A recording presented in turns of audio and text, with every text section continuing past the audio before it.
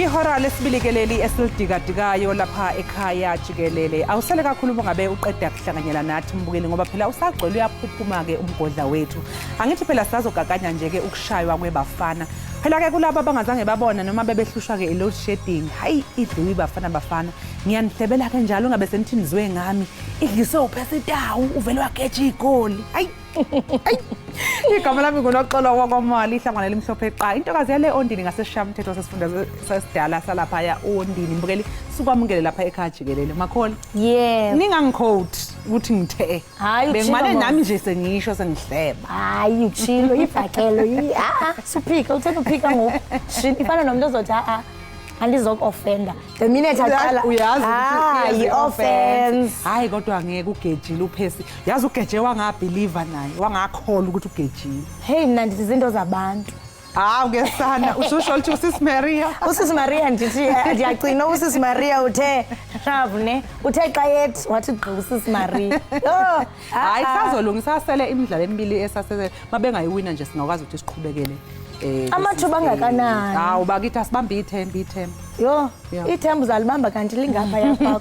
Silibambile. Hayi, masilibambe. Mbukeli ke masifulise kwakhona njengoko kaloku singena kwi-yure yethu yesibini yenkqubo. Kanti ke mbukeli nanga amanye kamanqaku sesawenza kwi-yure engaphambili. Namhlanje ke ziyavula izikolo kweli kwaye ke iRhawutini ke kukho abazali abangonelisekanga ngezikolo abathe kwafaka khona abantwana babo. Kanti ke iNamibia yothuse uninzi ngethuba ke eTunisia kumdlalo iAFCON ologama ke iqela leli ke phansi isitya sigcwele ndimlo ke unonkanyezi inkanyezi enomsantsa phakathi kwezinye ndingumandla ngothi mazipho mamshukuma umazondwa ngezakhe izinto mbukeli masijonge eziphala phambili kule yure yesibini yenkqubo.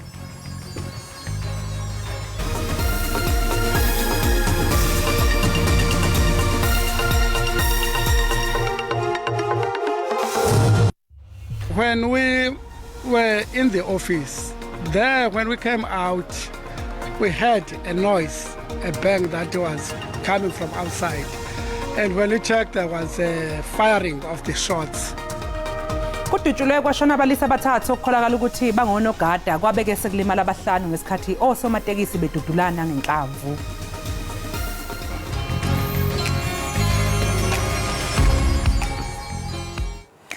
Amadoda amathathu ekholeleka ukuba ngonogada adutyulwe abulawa logama abantu abahlanu bonzakele ngethuba kudutyulwa kwinto ekusolwa ukuba ngumlo wemibutho yonoteksi kwirenki yeteksi esajonisi ebutsheni bemini yayizolo.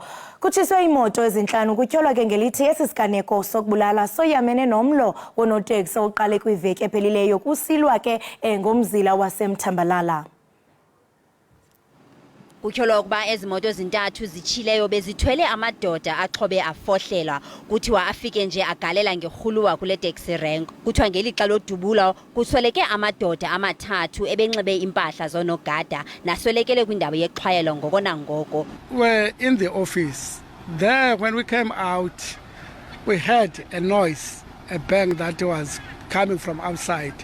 And when we checked, there was a firing of the shots.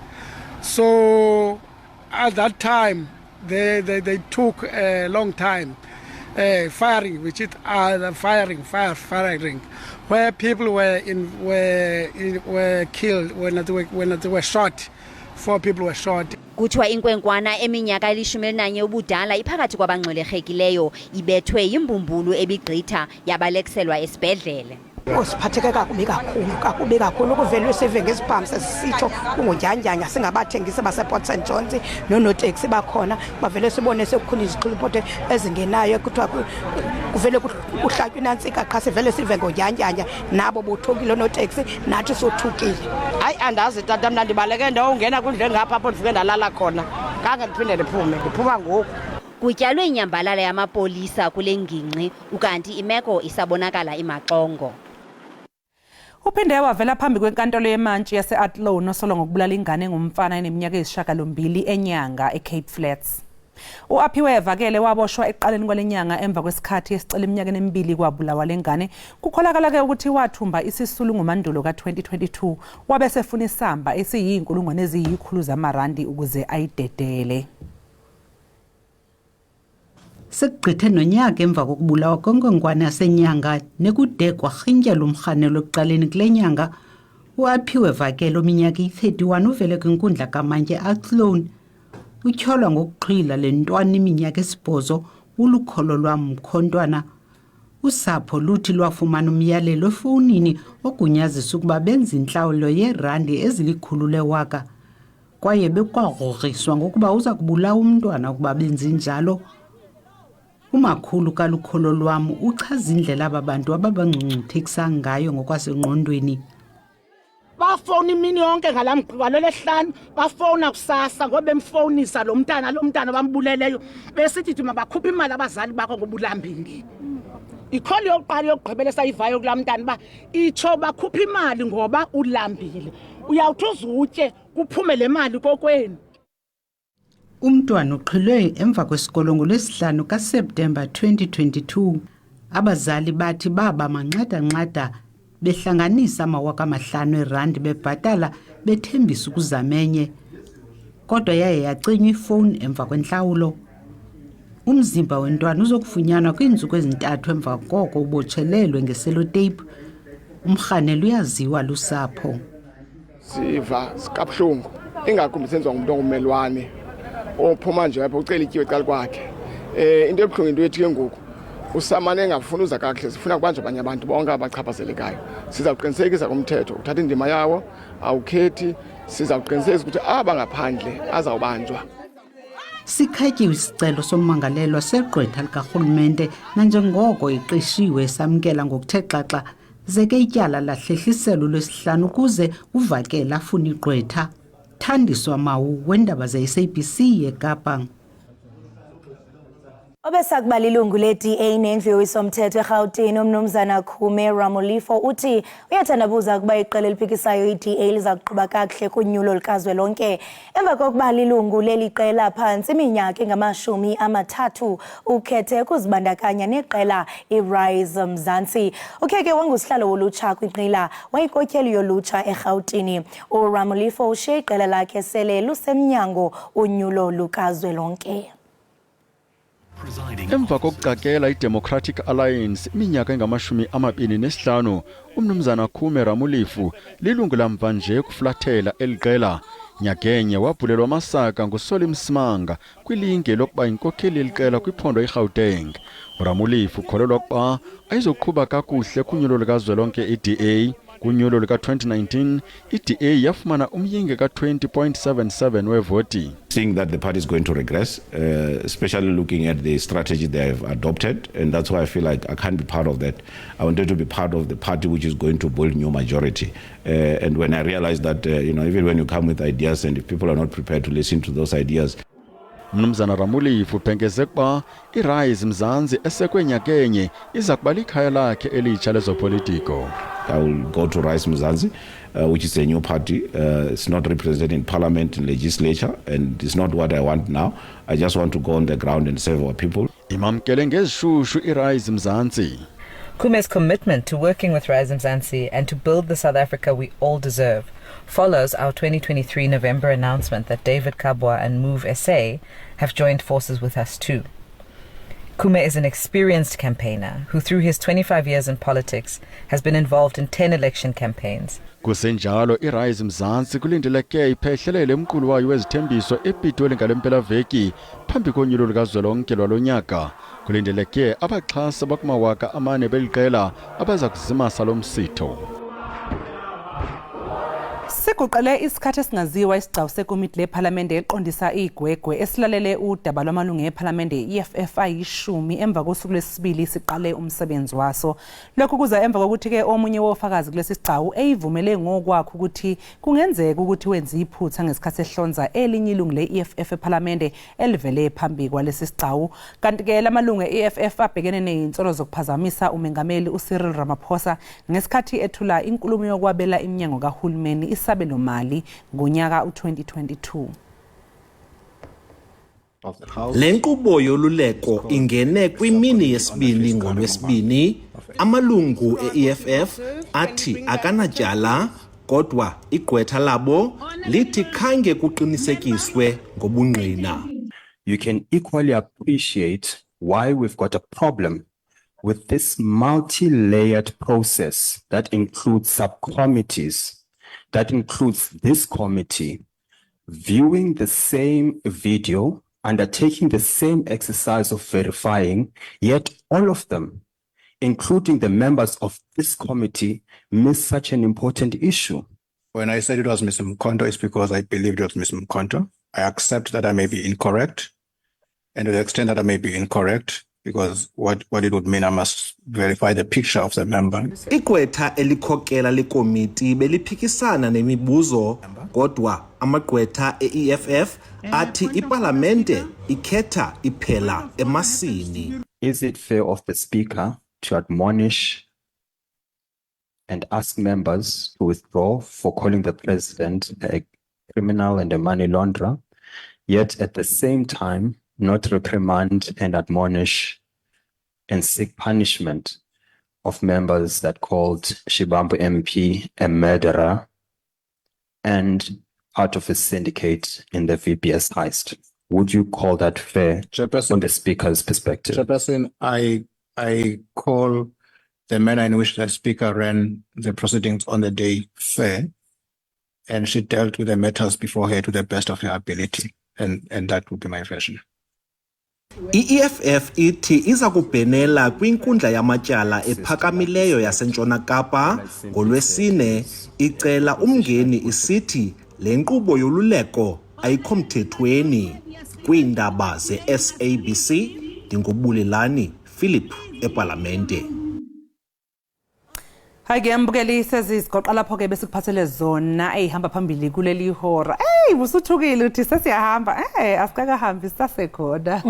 Sasekhona kananjalo mbukeli qiniseka kaloku into kubana mangaba uyaphuma uyaphi na, qiniseka into kubana uxhobisekile ngesimo sezulu. Kwaye ke uSouth African Weather Services ukhuphe izilumkiso ongathi uzilindele ngalentseni nabudeni bemini. Rhabula ke ungafinci.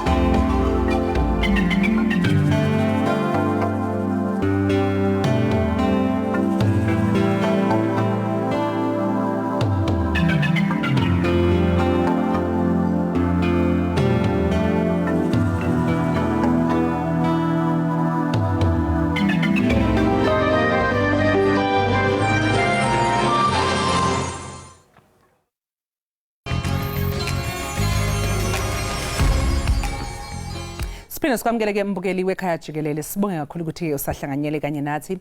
I-Pan African Series Comics ingelinye ke leinhlelo zobuciko okuhloswe ngazo ukuqeda ukungakwazi ukufunda entsheni yaseNingizimu Afrika ngokusebenzisa izincwadi ezinemidwebo, uxoxa indatshana kanye nokufundisa.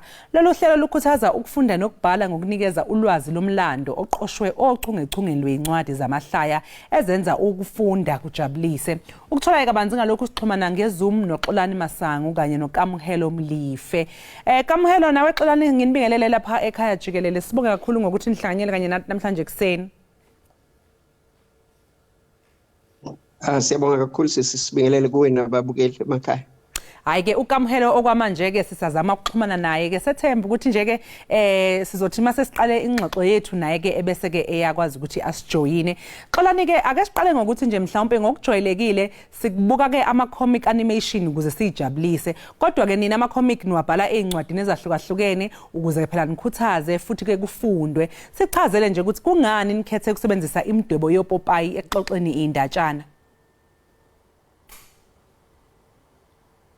Sicabanga ukuthi abantu abaningi ukufunda bakuthatha njengento enzima, ikakhulukazi umuntu mayezothatha nje incwadi umqingo namakhasi amaningi kakhulu. So siyaye sithi mangabe kunemidwebo kuba lula ukuthi kusheshe kungene. So ingakho ke sikhetha ukuthi sisebenzise lo mkhakha lo. Manje nje izincwadi noma zindatshana enjani nibhala kulezi incwadi? Kuyahlukahlukana kona, zikhona ezikhuluma ngomlando.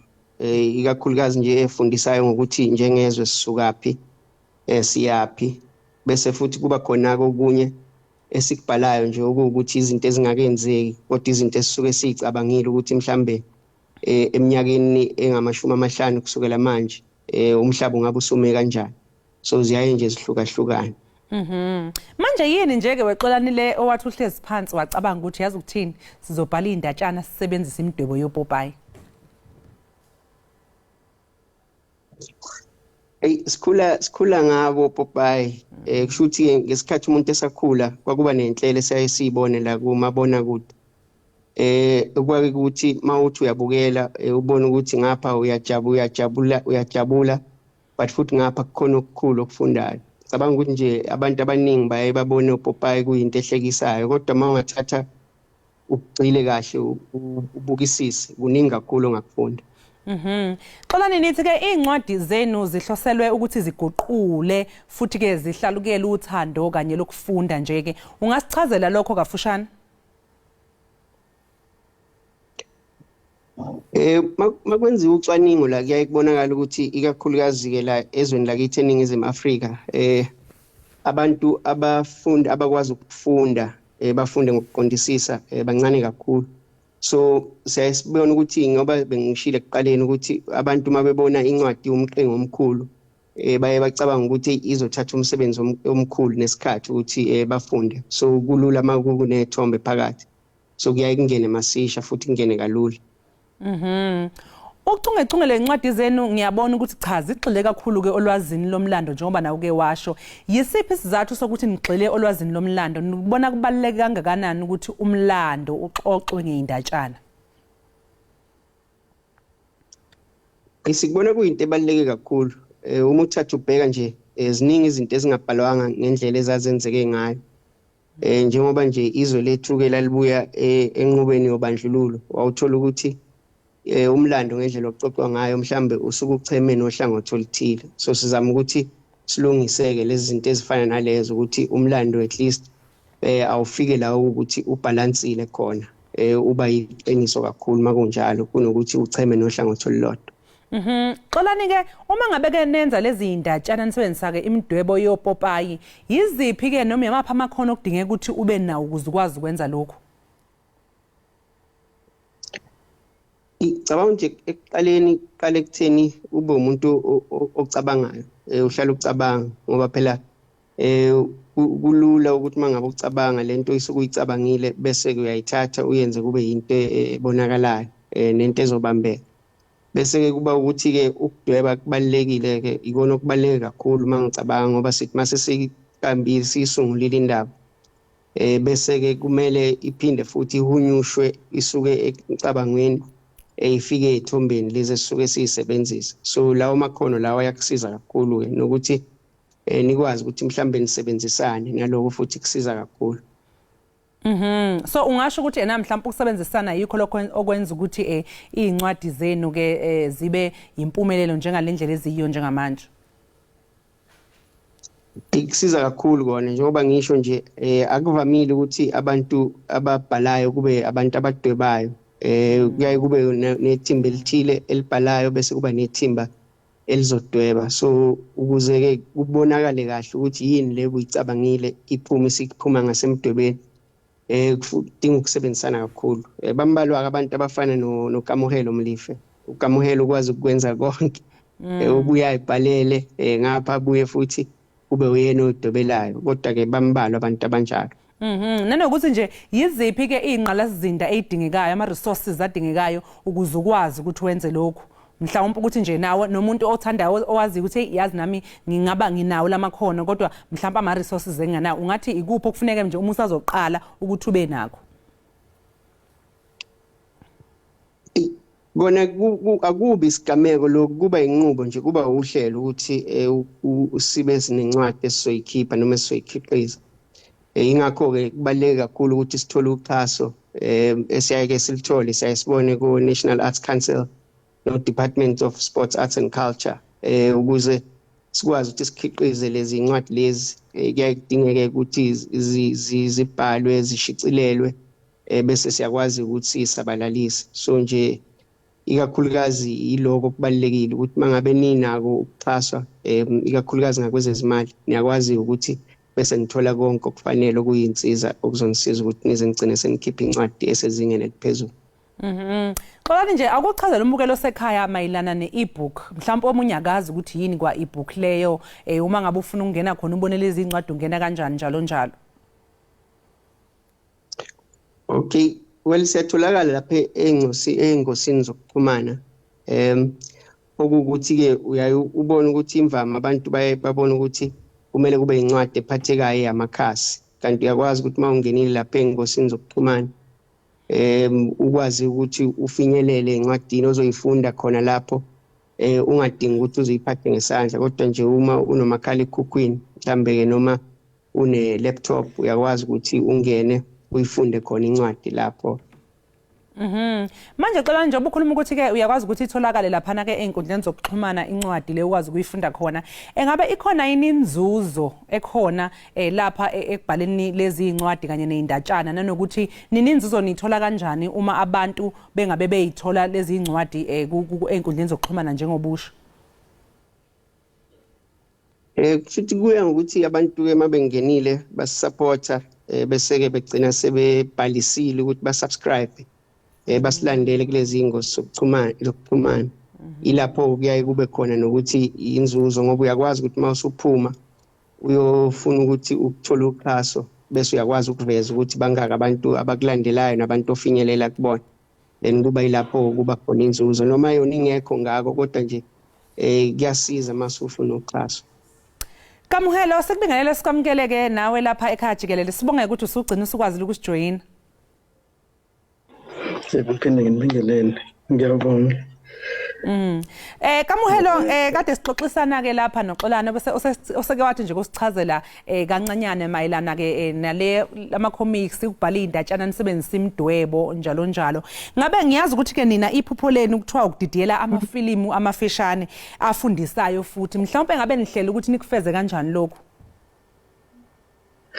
Yes, ngoba kuyi process like kunama stages amaningi kakhulukazi njengoba si produce ama comic books, not only ukuthi sifisa ukuthi sigcine ngakho kodwa sifuna nokwenza ama animation la sobe ses adapta khona lama stories esiwenzayo ngama comic books into animation, and hopefully ukuhamba kwesikhathi we get to inform as many people, siyakwazi ukuthi sigcine sesinama followers amaningi. We are trying to also raise ama awarenesses mayelana nezinto eziningi esibhekana nazo like in empilweni zethu. So ngalama comic books we are trying to tell people the stories that they will relate to. And also we are trying to make people have solutions, because with a character in a comic book can face a certain situation, and that character will eventually get a solution. So we're trying to also show people ukuthi akhona ama solutions kulezi inkinga esingase sibhekane nazo empilweni zethu. Wekamu uyasho ke futhi ke uXolani ukuthi cha wena ke hayi impela umuntu unamakhono angajwayelekile ngoba ukwazi ukwenza kokubili ukuthi ukwazi ukudweba kanjalo nokuxoxa nokubhala indatshana. Mhlawumbe yini nje egqugquzelayo ngiyakuzwa ubalula udaba lokuthi kubalekile ukwazisa abantu ukuthi einkingeni ezikhona ziyakwazi ukuba nezisombululo ukuthi yini egqugquzelayo nokuthi iziphi izihloko mhlawumbe othanda ukuyithinta mangabe ucabanga ukubhala lezi indatshana. No, kakhulukazi kusuke ngoba sine ngingasho ngithi sine history eningi la eSouth Africa, and abantu abaningi ngathola ukuthi abayazi leyo history, and ama comic books akwazi ukuthi akuveze lokho ngezithombe through ama illustrations. So it doesn't necessarily mean ukuthi mangayazi leyo language based on leyo ncwadi mangabe use library usuzohluleka ukunderstanda istory esenzakalayo lapho kuleyo ncwadi. So ama comic book ayenza ukuthi kube lula ukubona even for ingane engakwazi ukufunda ukuthi ikwazi ukubona izithombe ngoba sifunda kanjalo sonke ama illustrations. Usakhuluma ngazo ke izithombe njengoba uphinde esho uXolani ukuthi uyadweba uphinde futhi ke ubhale indatshana. Mhlawumbe ukudweba nje for example umuntu ongaba interested abe nomdlandla ukuthi ukudweba uyakwazi mhlawumbe ukudweba esebenzisa umsizi noma ipeni. Ungathi nje ke ikuphi okudingeka ukuthi abe nakho ukuze mhlawumbe akwazi ukuqala ukuthi afunde ukudweba ke esebenzisa lobu buchwepheshe? Konke kuqala mawune idea une drive yokuthi ufuna ukuyenza leyo idea igcine sekuyisithombe ngoba ufuna abantu bayibone, ufuna ukuyishare nabantu abaningi leyo idea yakho. Konke kuzoqala ku-idea kuza ephepheni nakwipenseli ngoba kufanele usuya drafta ila usuveza khona i-idea yakho now ukuthi uqala uyibone uyi-enhance before uyithathe uyifake kuma-software, because nowadays sesebenzisa ama-software kakhulu ukuthi si-illustrate because sifuna ukuthi we want to reach a broader audience, not just ukuthi sifuna ukugcina la eSouth Africa, but we want to reach as many people as possible. Xolani mangabe does have to yes hayi ungaqedela Kamu? No, nayo isoftware iyadingeka agcine ephepheni nakupensela. Isoftware nayo iyadingeka masufuna uku-edita ama-speech bubble